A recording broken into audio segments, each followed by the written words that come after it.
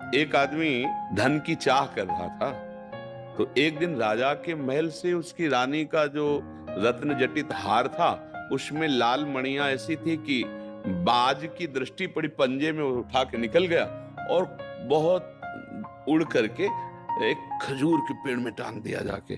चोंच मारी तो मांस था नहीं। अब राजा की रानी ने याचना की कि वो हमारे सुख का हेतु था, तो राजा ने घोषणा करा दी, जो शाम तक उसे ढूंढ के ले आएगा उसे मैं उसकी मनचाही वस्तु प्रदान कर दूंगा। तो वो आदमी कोई कहीं ढूंढ रहा है, कहीं खोज रहा है, वो नदी के किनारे लग गया और एक जगह गया तो उसे वही हार दिखाई दिया जैसा बताया गया था।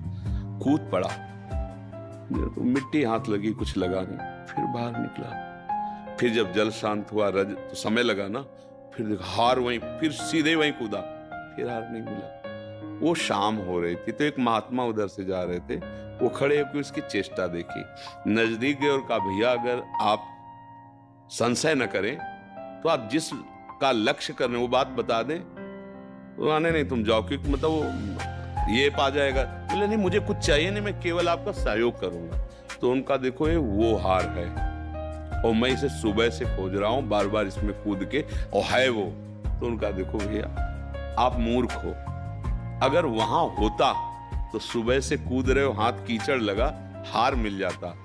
महात्मा तुरंत पीछे मुड़े तो देखो खजूर का पेड़ और उसकी छाया जल में पड़ रही। बोले हार वो ऊंचाई पर टंगा हुआ है, उसकी छाया, तुम जीवन भर कूदते रहो, वहां नहीं मिलेगा, हार वहां है। समझ गए? हमारी बुद्धि रूपी रानी सुख रूपी हार खो दिया है। अब वो मन से कह रही कि हार ले आओ, मैं तुम्हें सब सुख दे दूंगा।